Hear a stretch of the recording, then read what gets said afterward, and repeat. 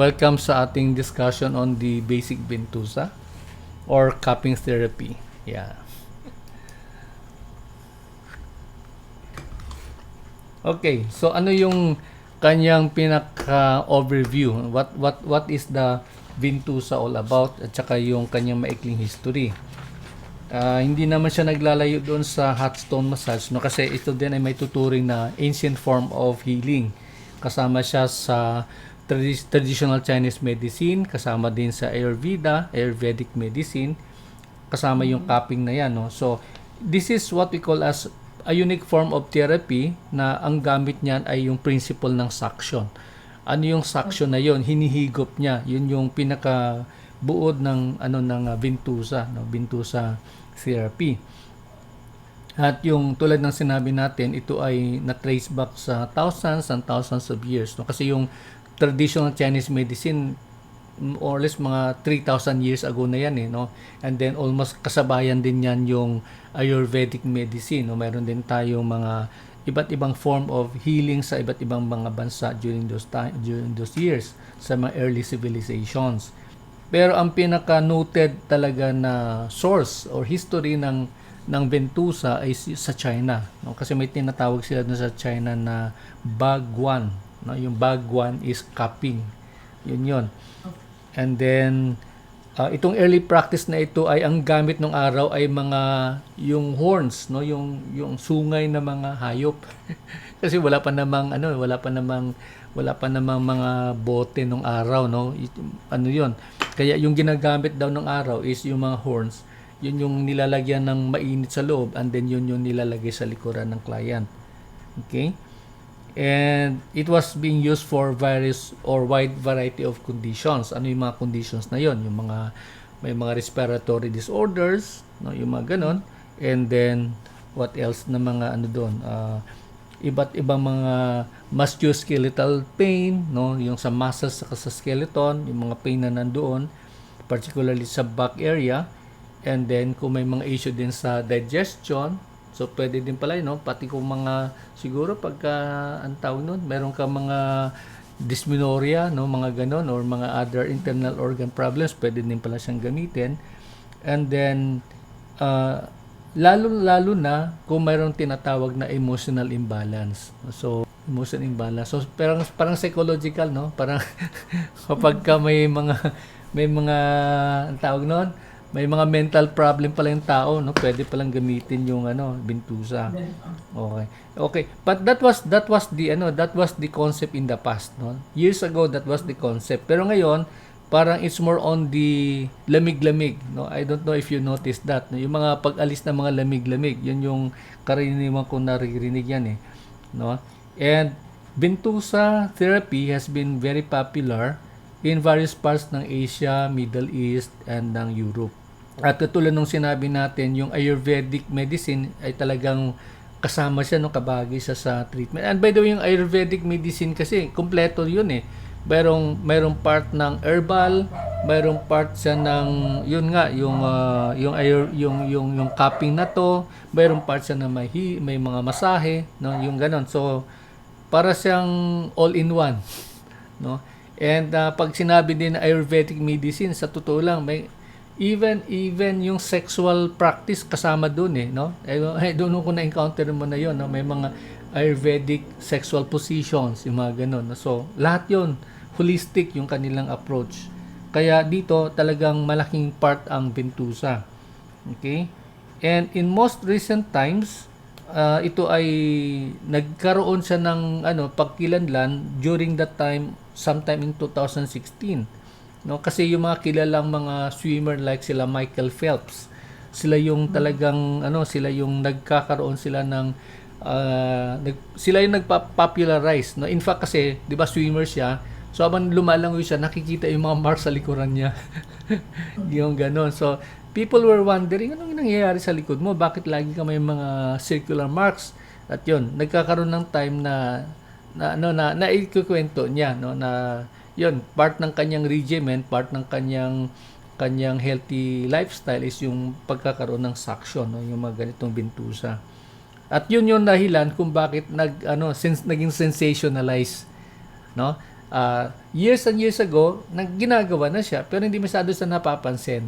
But it was only during that time sa 2016 nung nakikita doon sa kanya kasi Olympic champion siya, no? Olympian champion si Michael Phelps sa swimming, kitang-kita yun sa kanyang likuran. Kaya yun na pinag-usapan hanggang talagang sumisikat na siya. No? Kaya halos lahat ng mga spa na mga high-end kasama na yung Ventusa nun sa kanilang menu. Kilalang kilala ang Ventusa, particularly among the acupuncturists, no? Kasama yan sa kanilang procedure. Yung mga chiropractors, yung mga nagbo-bone manipulation, kasama din yun sa kanilang ginagawa. Lalo't higit yung mga massage therapists. Okay? So, yun yung ano dyan. Ang naging issue na lang dyan kung anong style ang gagamitin, anong ginagamit, no? Kasi kung makikita mo sa image na to, di ba, iba yung kanyang, meron siyang yung pump lang, nakita mo na ba yon? Pinapump lang siya, binubumba lang ganun, or yun naman yung traditional talaga, yung may flame, no? Mayroong apoy, no, na ginagamitan siya ng Pero which is better po kaya, sir? Yung pinapump lang or yung traditional? Honestly, ako mas comfortable ako sa traditional. Yung heat talaga. Kasi yung pump, hinihigop niya lang eh. No? So, magkaiba yun sa suction ng hangin, saka yung suction ng init. No? Yung init talaga, no, na talagang yung may apoy. Ewan ko lang ha, ako sa tingin ko mas babaunin ko nga rin po na glass is yung traditional. Oo. Yung mga yung mga ginagamit na baso doon sa mga karinderya, yung malalaki, mas maganda yun kasi mas matitibay yun eh. Mas malalaki. Ito nabili ko, hindi masyado to, medyo may kaliitan to. Pero yung nga naalala ko kasi mahirap maghanap na sa mall. Nang ganun kasing baso, di ba? I think sa palengke na bibili yun eh. Pero nung pumunta ako sa mall, ako makita. Anyway, so yun yung tulad sinabi ko kanina, may kanya-kanyang use yon. Pero ang bottom line is iisa yung benefit, no? Isa yung benefit. At ang karamitan is, yun nga, tulad ng sinasabi natin, yung Ventusa is a good means para magkaroon ng ma-reduce yung pain, no? Mga back pains, yung mga ganun, no? So, yun ay napakabisa niya. And then, katulad nung discussion natin kanina, nagkakaroon din ng relaxation, tumutulong din siya sa pag-improve ng circulation ng dugo, and then nare-relieve yung muscle tension, no, sa mga muscular areas na affected. And then, ito ang isa sa mga napakaganda is yung siya, no, tumutulong siya para alisin yung mga toxins, no? So by way of the suction na ginagawa, talaga nahihigop yung mga toxins na nandoon sa mga pores, no, sa skin pores. Okay. So kaya lang mahalaga na kailangan ang gumagawa nito ay talagang talagang may alam nila yung ginagawa nila, kasi ang nangyayari minsan kapag hindi sanay o hindi trained yung mga gumagamit nito, minsan nagkakaroon ng sunog. No? Kasi minsan pagkalagay mo ng ng cotton, minsan nalalaglag siya, no? Kasi either sometimes kasi yung iba ginagamit la ginger, no? Yung ginger yun yung nilalagyan nila. Okay? Yung iba naman kasi walang makitang ginger, yung barya. Pinapatong yung barya. I think yan yung nangyari sa akin nung isang araw eh. Kasi nagpa-Ventusa ako. Pag-uwi ko ng bahay, sabi ng nanay ko, "Anak, ano nangyari sa likod mo? Parang may sunog." Sabi ko, hindi lang ako nag-react eh. Sabi ko, kasi galing ako doon sa nagpa-Ventusa ako. Pero sa loob ko, baka nalaglag yung yung alcohol, yung antang noon, yung cotton doon sa skin. Kaya doon siya nagliyab-liyab siguro. Sinasabi ng nanay ko, "Anak, bakit may guhit na bilog yung mo?" Ang sinabi niya, "Anak, bakit may mukhang sunog sa likod mo?" Sabi ko, yung therapist siguro na hindi na-shoot siguro doon sa sa barya yung kanyang cotton. Okay? Hindi mo lang maramdaman kasi 'di ba tatakpan niya naman agad 'yon, hihigupin. Hindi mo maramdaman na yung pala may sunog na yung likuran mo, something like that. Tsaka yun yung try itong Ventosa, sir eh. Hotstone pa lang yung natatry ko. Try mo. Okay naman 'yon. Okay naman siya. Wala pang nagbe-Ventosa ako nakita sa doon. Hindi pa ako nakakita na nagbe-Ventosa kaya gusto ko siyang matutunan. Kasi alam mo, Kung sa Europe, hindi yan popular kasi popular yan sa China, sa India. Ano siya eh, Eastern ano siya, modality siya eh. Yung Kaya nakikita kong nagbebentol sa doon is hindi siya ganitong cup. Hindi mm, siya bento sa suction cup. yung ginaganon. Suction lang siya. Oh, yung Hindi rin pump. siya suction. Parang pinipipress lang siya. Para siyang Ah, rubber. oo, yun nga, yun nga. Yung parang ginaganon lang siya, oh, may pump. Wala Na, siyang pump, sir. Yung pinipress lang talaga siya. Ewan ko ba't para siyang ano. kakaiba yun. Parang pinipress lang siya. Rubber siya. Ganun ba? Okay. Oo, parang wala eh. Yun, tama yun. Ikaw na lang magpauso dun sa ano, sa Europe. Okay? Kaya nga, inisip ko nga eh. Oo, ikaw na magpauso nun, no? So, although yun nga, pwede mo, basta wag mo lang ilalayo yun na, kasi mamaya baka sa sobrang galing mo, cleanin mo, ito, Pinoy to, Pinoy. Hindi Pinoy yan. Galing yan ng China at saka galing ng India. Okay. Yun lang yung klaro doon ha. Baka mamaya, oh, I am from the Philippines and this is a Filipino modality. No, it's not Filipino, it's Chinese and it's Indian. baka, baka, baka masemplang ka doon sa mga ano. Anyway, so, ayun nga, ang ano dyan is essentially yung Ventusa as a rich heritage in the past, being used in the past, and normally yun naman in the past ang gumagamit ng mga ganito is mga royalty, no, mga royal blood, yung mga ganon eh. Kasi hindi mo naman maisip yung mga farmers ng araw magaganyan eh, no. I don't know. Yung mga mangingisda merong ganon, parang pang ano lang to eh, no, pang mayaman lang to eh. Pang ano lang to, di ba? Sila magre-relax. Oo, yung mga nasa ganung level na sila ng kanilang buhay. Pero sa hindi ito pangkaraniwan, no? Kaya lang ngayon kasi, because anybody, basta can afford ka magbayad ng 1 hour treatment, then you could just probably enjoy, no? The process. Okay? But the others like what we were saying kanina, yung mga mahilig sa mga anong tawag noon, alternative medicine, ito yung hinahanap-hanap talaga, no? Hindi lang siya para meron kang treatment na tanggal yung toxins, but because some people have the notion na mas maigi kasi yung alternative medicine as over and above doon sa regular na medicine, no? Yung ganon. Kaya yun sa alternative siya bumabagsak. Okay. So, ayun, ano yung mga benefits? Yan. Yung mga benefits, as always, almost pare-pareho naman yung lahat, but review lang natin. Sa Ventusa naman, as a type of a cupping traditional medicine na ginagamit ng mga Chinese nung araw, ito ay based ito sa tradition, no? Pero tulad nung sabi ng mga ibang mga experts, kinakailangan pa nilang patunayan kung ito ba talaga ay meron siyang benefit based doon sa Western concept of anatomy and physiology. Parang ganon, no? So, inaaral-aral pa yan nila hanggang sa ngayon. But generally, it's a commonly agreed benefit. Ito yung mga commonly agreed benefit, no? Pain relief, no? Which is also claimed by Hilot, which is also claimed by Hutstone, di ba? Lahat naman yun eh, pati yung shiatsu, ako nagtuturo ako ng pisil, that's a Filipino shiatsu, pain relief pa rin, no? So, ganun din yun sa ating cupping, no, sa ating Ventusa. And then, nakakatulong din sa ng relaxation. Ayan. So, that means to say, yung mga benefit, wala may monopoly niya na, ako lang, sa Hilot lang ito lang. Hindi, lahat pala, no? Pati even sa Ventusa.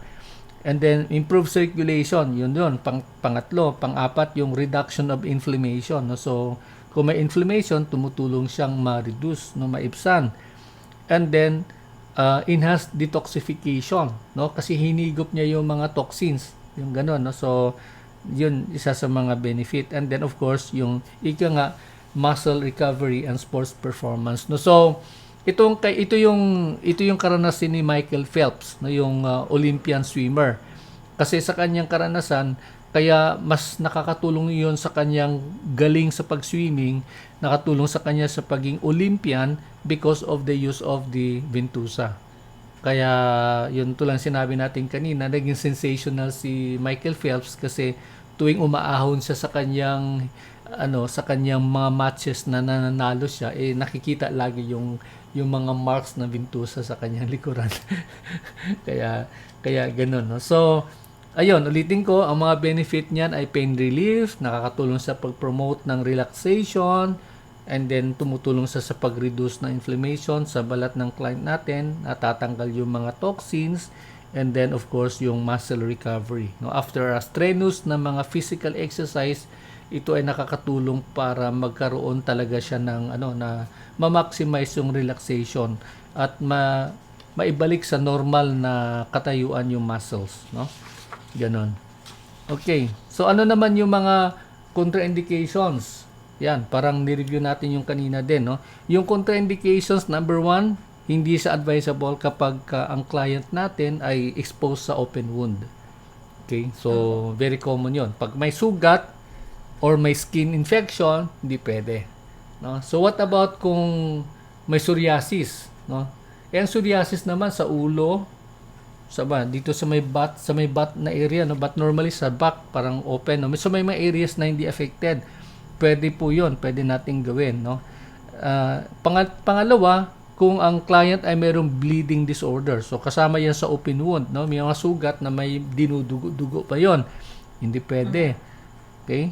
Or yung may mga tao na umiinom ng mga blood thinning na mga medications. Okay, so ito yung sabi ng mga experts, hindi pa pwede dito sa kanila yung mga cupping, no? Hindi pa pwede yung Ventusa. The third contraindication is pregnancy, as mentioned all over again, na first trimester hindi pa pwede, no? Hindi pa pwede para sa mga Ventusa, yung mga patients na nasa first trimester, na first 3 months ang kanilang pregnancy. Okay. And then the pangapat ay yung mga tao na meron silang very fragile sila when it comes to mga ganitong bagay, no? Or simply put, yung sensitive yung mga balat nila. So may mga ibang tao kasi kanti mo lang ng konti, nagra-rashes na. Ganun ka selan, no? So kunting ganun mo lang, nagra-rashes na. Yun yung mga tao na mayroon silang madali ma-irritate yung kanilang skin, madali magkakaroon ng mga bruises, ng mga blisters, kaya nakakatakot na bigyan mo sila ng Ventusa, no? Kasi talagang nagmamanifest yun at it could take weeks, no? Hindi lang days para mawala. Kaya kung hindi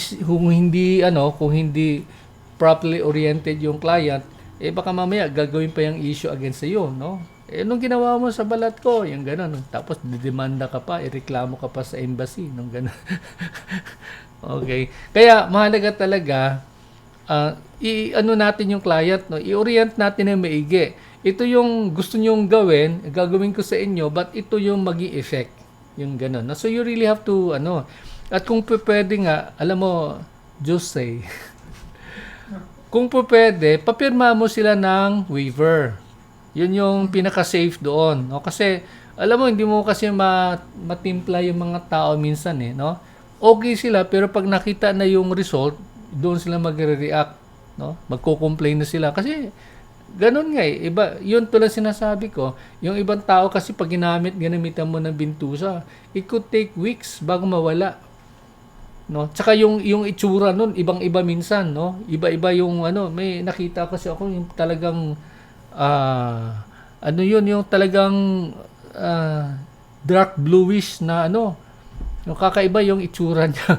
Nakakatakot, no? Kaya kung ako sa'yo, para safe naman sa'yo, para hindi ka malagay sa alanganin minsan, papirma ka ng waiver lagi, no? Na I want to make sure na you consent to this type of treatment and that you are ready to accept whatever the outcome would be.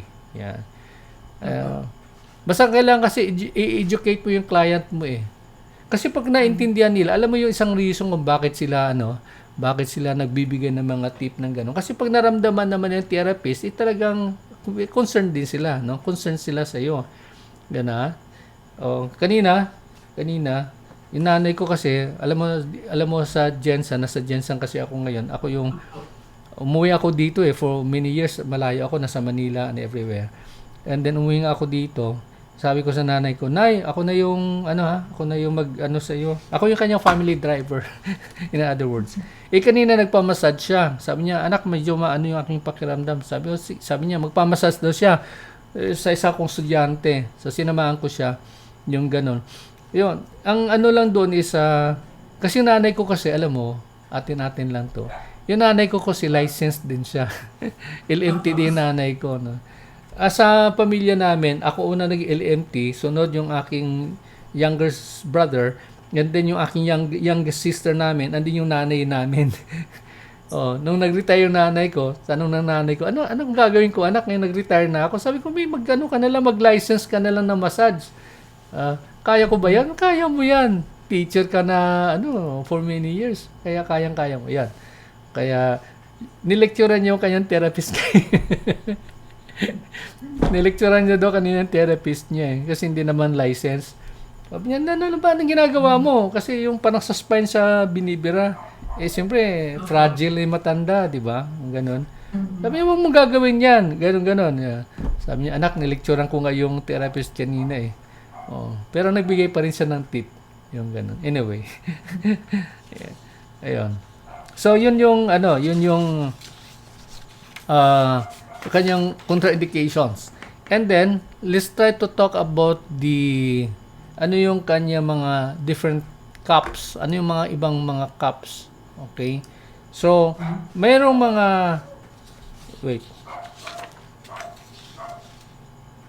ito sa equipment tayo, yung mga ginagamit na cups, mayroong iba-ibang klase. No? Mayroong glass, which is very common. And then, mayroong plastic. I don't know if you've seen, may bamboo din, may kawayan na cup na ginagamit. And yung lately, ang isang medyo sumisikat, yung silicone. Silicone. Silicone. Di ba, iba yung ano niya? Kasi, ha? Yung in-squish siya. Baka yun yung sinasabi mo, no? Silicone. Kasi malambot yun eh. No? Parang i-squish siya. Oo. Tsaka, yun, malambot siya. Magandang klase siguro. I don't know how it's being done. I haven't really seen one. Pero pwede din siya. Okay? Pero, among all the others, ang pinaka-popular is the glass one. Okay? Kaya lang, yun nga, tulad sinasabi mo rin kanina, yung isa sa mga sumisikat ay yung silicone na type. Kasi alam mo yung silicone, malambot siya no? 'Di ba I don't know if you've seen sa TikTok, 'di ba may mga silicone na mga dolls, yung mga parang tao talaga, no? Yung mga dolls sa silicone yun kaya malambot siya. So I don't know, siguro dinisign din siyang cup na gano'n na maganda siyang gamitin o ganun tingnan. Okay, yung pangalawa ay yung suction. Ito yung sinasabi natin kay suction gun. Okay? So, yun yung mabilis, no? Kasi pak ganun ka lang Pag sa ganun lang. Kunin mo lang yung glass yun, i-clip mo lang at pak tapos yun. So, suction ang ginamit no? Suction gun, hand suction gun. At yung pangatlo, ito yung traditional talaga na cupping na gamit yung flame, yung apoy. Okay? Yung parang lighter, may lighter gun, ganun. Tapos isindihan lang sa ang tawag nun, sa cotton. Yung cotton na may alcohol. Okay, so that's the third one. Ang pangatlong element o gamit ng ating Ventosa is yung cotton balls. Yan, cotton balls. So, very common. Madali naman yun, cotton balls. And then, hindi na ibanggit dito, but yung gamit din ng ginger. Kasi hindi pa pwedeng ilagay mo yung sa skin Dapat meron siyang platform para doon may patong yung alcohol, yung cotton na may alcohol, din saka mo siya birahin ng fire. Yung ganun, tama? Okay. O yung tulad ng ginagamit minsan yung mga barya, yung mga piso, ganun kalaki, yung pwede yon. Okay. Ang pang-lima na gamit ay lubricants or massage oil. Lubricant, tulad nung napanood ko kamakailan, pag lotion, pwede din yung lotion pero I do not recommend. No? Because of the sticky sensation. Malagkit. Unlike kung oil talaga, di ba, lang siya, yun yung talagang magandang pang lubricant o lubricate. Okay. Although, again, depende naman sa intention, no? Depende sa preference ng client. Kapag gusto niya yung medyo mabango-bango, then you use the type of oil na mineral based and then you put in the scents, the essential oil para makuha mo yung aroma na gusto ng client. Pero kung prefer naman ni client is yung nutritional value o nutritive value ng kanyang masahe, then you use the vegetable-based oil, no? Which is the virgin coconut oil, sunflower oil, almond oil, and the others. Pero yan, medyo mahal lang siya. Mas mahal lang siya doon sa essential sa mineral oil. Okay. At yung pang-anim, yung for our own protection, gamit na yung mga alcohol. Ilang percent, sa tingin mo, ilang percent na alcohol ang kailangan natin gamitin? 70 yata. Yeah, that's very common. 70% isopropyl. May minsan 70% na... Sir, diba? Ha? Yan yung nag-aapoy. Oo. Actually, methyl is nag-aapoy talaga, no? Methyl, alcohol. Pero either way, basta 70% is much better kasi mas siya, no? Number one, when it comes to disinfection, mataas yung kanyang potency, no? Unlike yung 40% na alcohol. Okay. And then of course, yung panghuli, yung towels and the blankets. So, essentially this is for what we do yung draping na sinasabi natin, no? Ayun. Anong oras na ba tayo? Ayan, okay, past 8 na. Okay, and then so paano natin i-apply?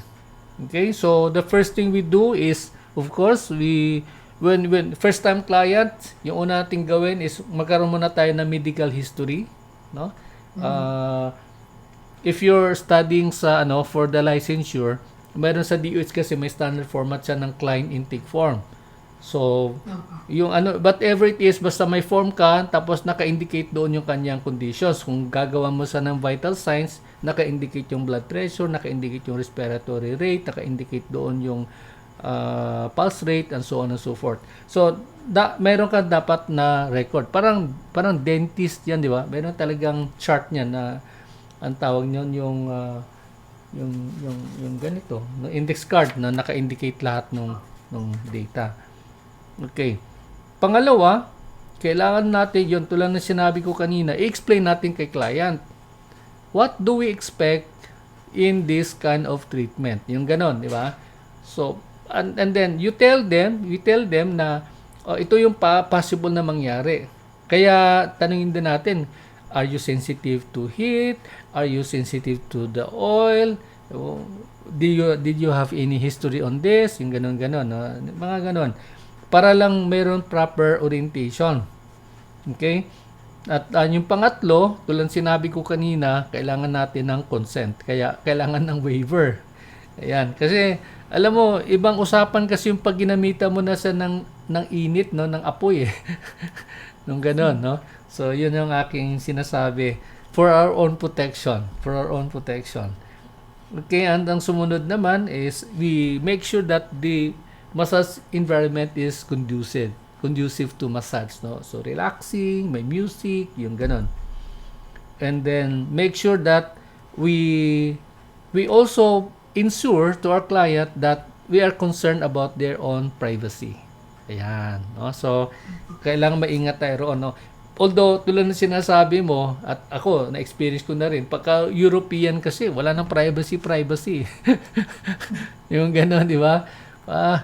Naalala ko nga minsan, no, nasa Manila, may office pa ako sa Manila, yung school ko nasa Quezon City, meron akong client na dumating, hindi ko alam, out of the blue, basta dumating siya, tapos gusto niya daw niya magpa-massage. Tinatanong niya, ako yung gusto niya magmasahe kasi narinig niya ako yun, I have training in Japan, blah blah blah. Sabi niya, I want massage, sabi ng ganon. Tapos, okay, sige. Get yourselves ready for the massage. Gumanon ako. Alam mo, maya, nahubad na sa sarapan ko. O, di ba masaya? O, ganon. talagang walang pakialam yung ganon. So, sabi ko, Oo sila. oo. Normal kasi yata sa kanila sir parang normal.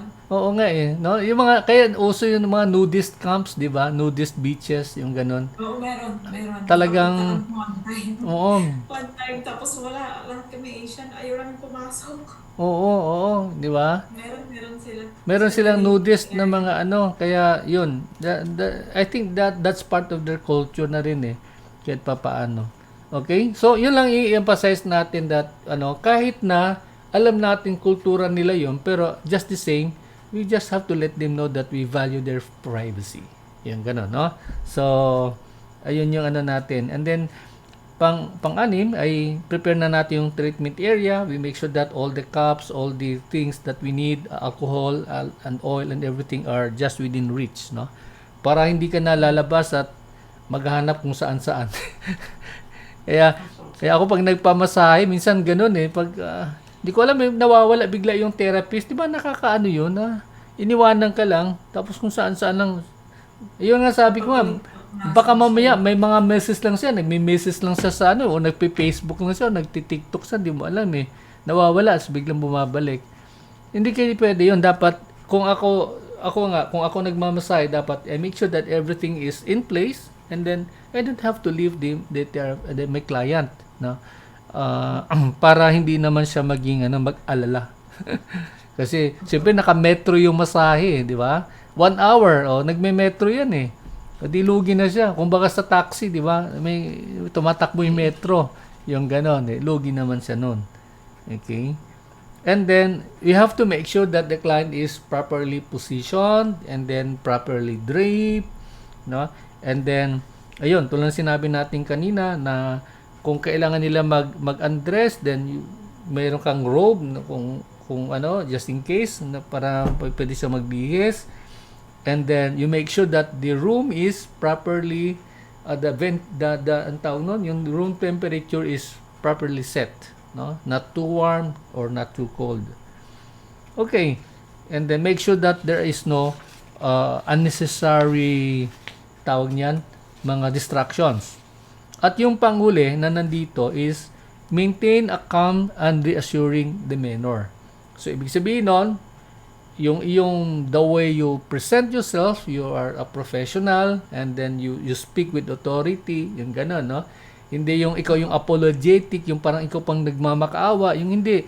Kasi under your care yung client mo eh, no? So kailangan maramdaman niya na you're in charge, yung gano'n, no? Hindi siya ang in charge kundi ikaw na therapist is in charge. Yung gano'n, lalo na kung bintusan pinag-uusapan. Okay? So, ayun. Yan yung isang skill na nakita ko para ang isang client ay babalik at babalik sa isang spa or babalik sa isang therapist is kumaramdaman niya that the one who's handling him or her is a professional. Tama ba yung Jose? No? Dapat yun eh. Pagka maramdaman niya na you are in authority, you know what you're doing, you're a professional, yun yung lalabas eh. Maramdaman niya yun eh. Okay? So, minsan doon nakabari yung kanyang amount na binibigay sa iyo as a tip. kasi naramdaman niya na, I'm properly taken care of. Yung gano'n, no? So, yun yung mga pointers na mahalaga na dapat nating pansinin. Okay?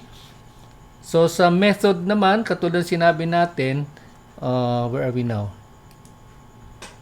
Ayan, nasa method na tayo. So, yung cupping, merong yung method na stationary, no? Naka-steady lang yung mga cups na yan. Ito, kunwari ito, naka-steady lang siya dun sa likuran, na hindi gumagalaw. Okay, that's the first procedure. Another one is, pwede din siyang iniikot, no? Yung sinabi natin kanina, para din siyang hot stone, no? Iniikot-ikot din, no? Oo, ginagalaw, no? Minumove, pinupush. Pwede din siyang ganon. And then, another one is, meron siyang, meron dito kanina, napansin natin na, yung,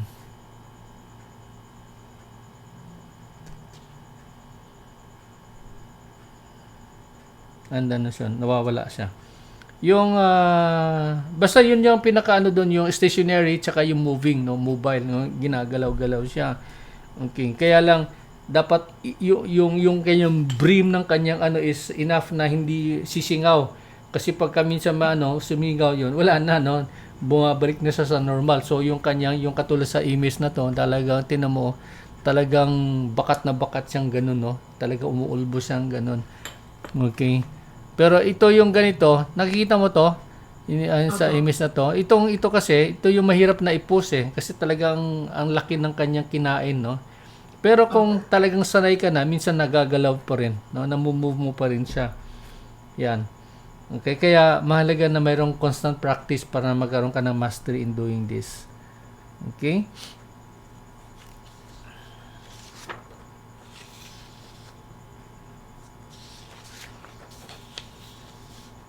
Ayun.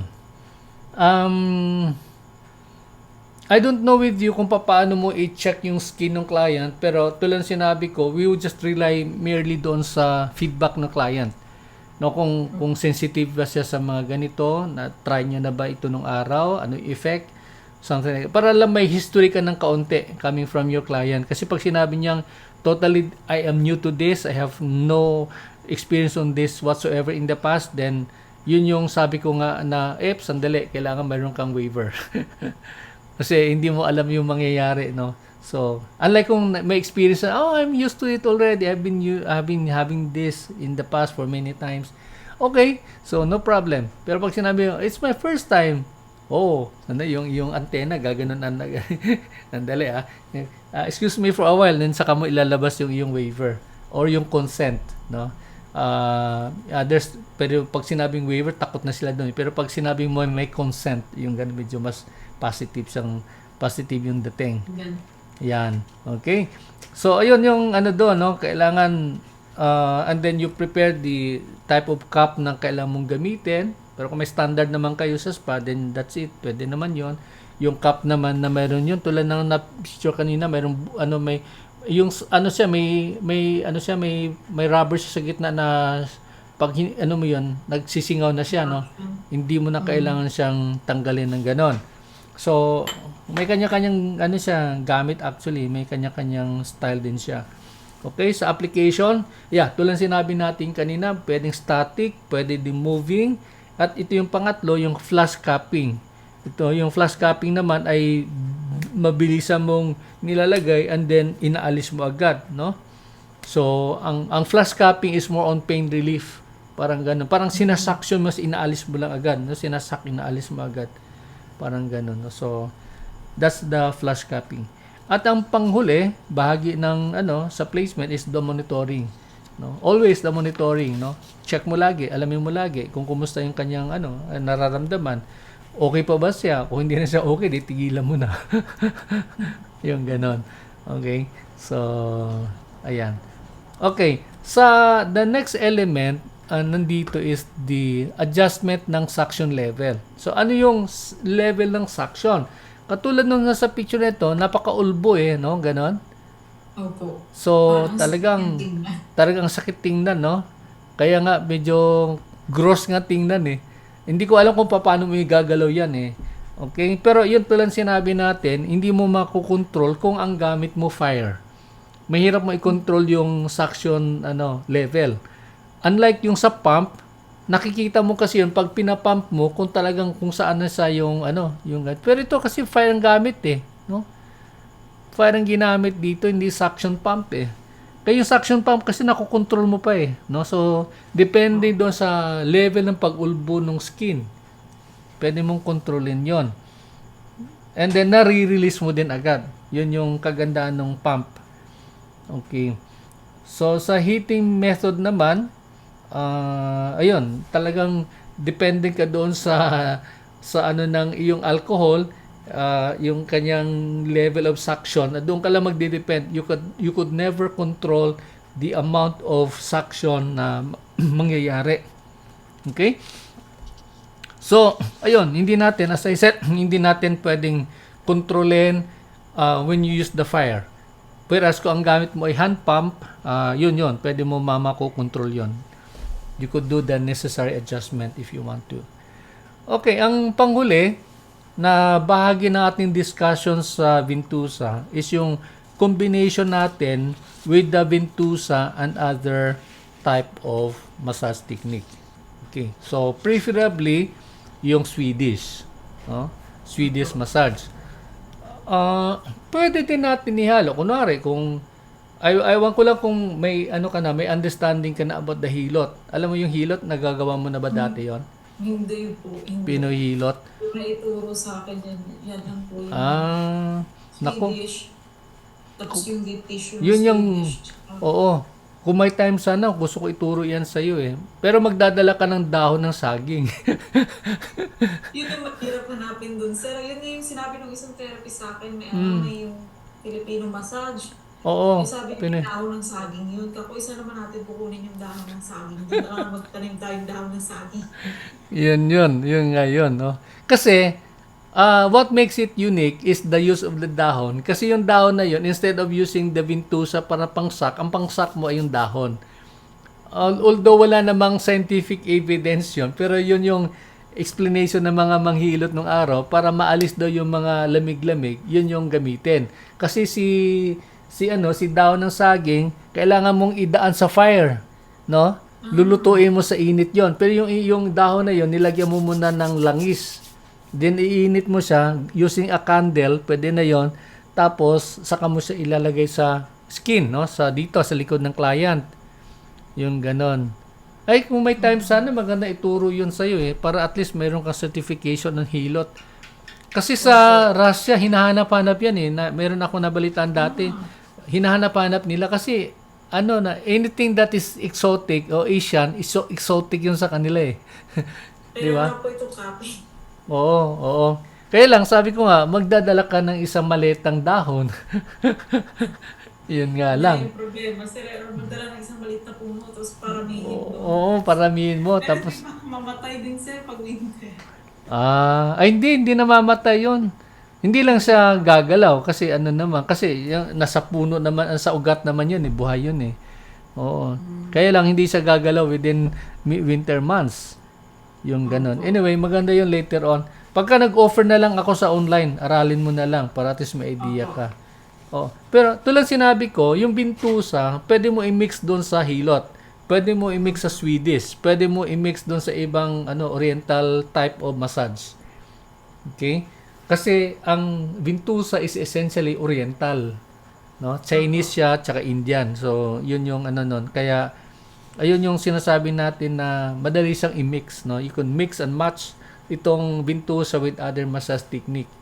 Kaya nga sabi ko nga, kung yamang man lang darating ang araw magtatayo ka ng spa, then you try to just come out with your own massage spa signature. 'Di ba? Na ikaw lang merong ganon. Wala nang iba may ganon, ikaw lang kasi creation mo 'yon eh. Yung ganon na part ng creation mo 'yon. Kaya kung pwede nga ipa-IPO mo, no? Alam mo yung IPO, Intellectual Property Office. Ipa-IPO mo yun. Kasi pag na-IPO mo yon, ikaw na may-ari niyan habang panahon. Pag ginaya ng iba, pwede mo sila i-demanda. No? Parang Eat Bulaga. No? Magdemandahan kayo doon. Ba't yung ginagamit yan sa akin yan? Naka-IPO yan eh. Naka-register yan sa Intellectual Property Office. Di ba? Medyo mayabang ka na ng konti nun. Anyway, so ayun, yun lang ang ating and then the next part is yun nga, as we said kanina, magkakaroon sana tayo ng actual demo but we don't have anyone to do the demo on. Pero just the same, almost the same principle naman siya. Yun lang ang ginawa lang natin. I just put everything in its theoretical perspective na ano yung mga elemento na nandyan sa ating pag-aaral ng Ventusa. Okay? So, ayun. Any other question o clarification? Just say. Wala naman po, sir. Wala na? Okay na tayo? Na-absorb ko siya. Na-absorb mo ba? Anyway, yun yung natin, yun yung theoretical framework. Ika nga, no? History and the other nitty-gritty ng ating Ventusa. And then, I think, hanggang dito na lang tayo. We don't have much time anymore. Kung may tanong ka later on, you just PM me anytime. Kung ano pang kailangan mo. And like I said kanina, in case lang na mag-isip-isip ka na tulungan yung mga Filipino massage therapist na magkaroon ng hanap buhay dyan sa area mo, you let me know. I have so many students who are willing to go abroad and work with you just in case. So thank you so much, and again, maraming salamat, Jose. Marami din ako natutunan sa iyo in the past, the other day sa mga sharing mo, and I hope we can work more later on. Opo. And then in case lang, Mag-inquire pa ako pagbalik doon. sige. And then, in case lang later on, you let me know kung ano pa pwede mong aralin, and then I can come out with a training design just for you na magamit mo, Opo. and then para lalong ma-establish yung iyong career as a massage professional. Okay, so that will be all. Thank you so much, Jose, and Thank you, sir. I'll keep you posted, Thank you and then po. I'll let you know pag ready na yung certificate mo. Just give me the address kung kanino ko ipapadala para ma-receive mo na kung hanggat maaga pa, ha? Okay. Opo, isend ko na lang po yung address niya. Thank you po, Okay, sir. God bless. Thank you. Salamat, Bye-bye. Jose. Arigato.